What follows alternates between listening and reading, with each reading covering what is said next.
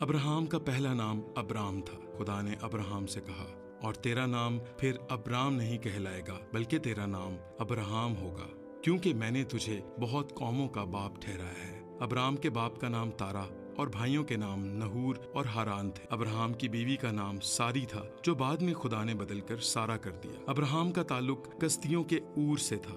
Abraham کی 3 بیویاں تھیں، پہلی سارا، پھر اس کی لونڈی ہاجرہ، اور پھر سارا کے مرنے کے بعد ابراہم نے کتورہ سے شادی کی۔ ابراہم کے 8 بیٹے ہوئے، سارا سے اسحاق، ہاجرہ سے اسماعیل، اور کتورہ سے زمران اور یفسان، مدان، مدیان، اسباق اور سوخ پیدا ہوئے۔ ابراہم دولت مند شخص تھا۔ انہوں نے اپنا سب کچھ اپنے بیٹے اسحاق کے نام پر کیا اور اپنی حرموں کے بیٹوں کو بھی انعام دیے۔ ابراہم 175 برس کا تھا جب اس نے وفات پائی۔ وہ خدا کا دوست اور ایمانداروں کا باپ کہلاتا ہے۔ خدا نے اسے بلایا اور اپنے ساتھ چلنے کا کہا۔ خدا نے اسے ایک ملک اور بڑی نسل دینے کا وعدہ کیا۔ ابراہم کو خدا نے کہا کہ وہ اپنے رشتہ داروں اور ناطے داروں سے نکل کر کسی اور ملک میں جائیں جو خدا انہیں دکھائے گا۔ خدا نے ان سے وعدہ کیا کہ وہ انہیں بڑی قوم بنائیں گے اور برکت دیں گے اور سرفراز کریں گے۔ ابراہم خدا کے کہنے کے مطابق چلے، اور ان کی بیوی سارا، ان کا بھتیجا لوط اور ہاران کے کچھ اور لوگ ان کے ساتھ ساتھ چلے۔ وہ ملک کنعان آئے، اور جب مورا کے بلوت تک پہنچے تو خدا نے کہا، یہی ملک میں تیری نسل کو دوں گا۔ پھر مقدس ابراہم سفر کرتے رہے، اور جس ملک میں وہ تھے وہاں سے کال پڑنے کی وجہ سے انہیں مصر کو جانا پڑا، اور پھر مصر سے ملک کنعان کے جنوب میں آئے۔ وہاں لوط اور ابراہم کے چرواہوں کے درمیان جھگڑا ہوا، کیونکہ لوط بھی مالدار آدمی تھا۔ تو مقدس ابراہم نے لوط سے کہا کہ ہم میں کیوں جھگڑا ہو، کیونکہ ہم بھائی ہیں، اس لیے ہمیں الگ ہو جانا چاہیے۔ اور ابراہم نے لوط سے کہا کہ اگر تو دائیں جائے گا تو میں بائیں جانب جاؤں گا، اور اگر تو بائیں طرف جائے گا تو میں دائیں جانب جاؤں گا۔ پھر لوط نے سدوم اور عمورہ کا علاقہ پسند کیا اور وہاں چلا گیا۔ ابراہم اور لوط کی جدائی کے بعد خدا پھر ابراہم سے ملے اور ان سے عہد باندھا کہ انہیں نسل دیں گے۔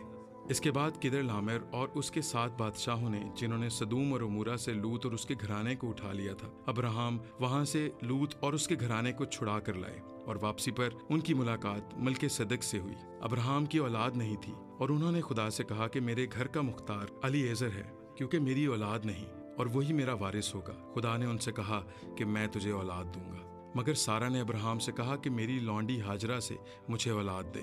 اس وقت ابراہم کی عمر 86 برس تھی جب ان سے اسماعیل پیدا ہوا۔ 13 برس کے بعد خدا پھر ابراہم پر ظاہر ہوئے اور اس سے عہد باندھا، اور خدا نے اس کی نسل، گھرانے، قوم اور زمین کے متعلق کلام کیا۔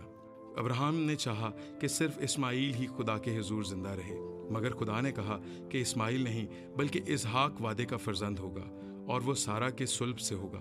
پھر خدا نے ابراہم کے گھر جا کر اس سے ملاقات کی، اور 2 فرشتے بھی ان کے ساتھ گئے۔ اس بار خدا نے بتا دیا کہ اس کے بیٹا ہوگا، اور اس پر سارا نے یقین نہ کیا۔ ابراہم پھر جنوب کے ملک کی طرف گیا اور جرار میں قیام کیا۔ یہاں بھی مصر کے بادشاہ کی طرح ابھی ملک نے سارا پر بری نظر رکھی، تو خدا نے اسے خواب میں دکھائی دے کر ابراہم کی بیوی کو بھی اس سے محفوظ رکھا، اور ابراہم کو بھی۔ اور ابراہم کے دعا کرنے سے ابھی ملک اور اس کی بیوی اور اس کی لونڈیوں کو شفا ملی، کیونکہ سارا کی وجہ سے خدا نے ان عورتوں کے حمل بند کر دیے تھے۔ اس کے بعد ابراہم کا سارا سے بیٹا ہوا۔ تب ابراہم کی عمر 100 برس ہو چکی تھی۔ خدا کے کہنے کے مطابق انہوں نے اس بیٹے کا نام اسحاق رکھا۔ اس کے بعد خدا نے ابراہم کو آزمایا اور اس سے کہا، اپنے بیٹے کو جو تیرا اکلوتا ہے اور جس سے تو پیار کرتا ہے، اسحاق کو سوختنی قربانی کے طور پر چڑھا۔ یہ ابراہم کا امتحان تھا۔ ابراہم نے ایسا ہی کیا، مگر جب وہ پہاڑ پر تھا اور جب وہ اسحاق کو قربان کرنے کو تھا تو خدا نے اسے آواز دی اور اسے روکا، اور خدا نے اسے وہاں ایک مینڈا مہیا کیا۔ خدا نے اس سے کلام کیا، اور پیدائش کی کتاب اس کے 22ویں باب میں ہمیں اس کا ذکر ملتا ہے۔ اور اس کے بعد ابراہم واپس لوٹ گیا اور بیرشبہ میں رہا۔ 127 سال کی عمر میں سارا نے وفات پالی۔ ابراہم نے اپنے بیٹے اسحاق کا بیاہ ربکا سے کیا۔ پھر ابراہم نے کتورہ سے شادی کی، اور اس سے اس کے 6 بیٹے ہوئے۔ ابراہم 175 برس کے تھے جب ان کی وفات ہوئی۔ یسوع مسیح نے بھی ابراہم کا ذکر کیا، اور نئے عہد نامہ میں بھی ہمیں بہت سی جگہوں پر ابراہم کا ذکر ملتا ہے۔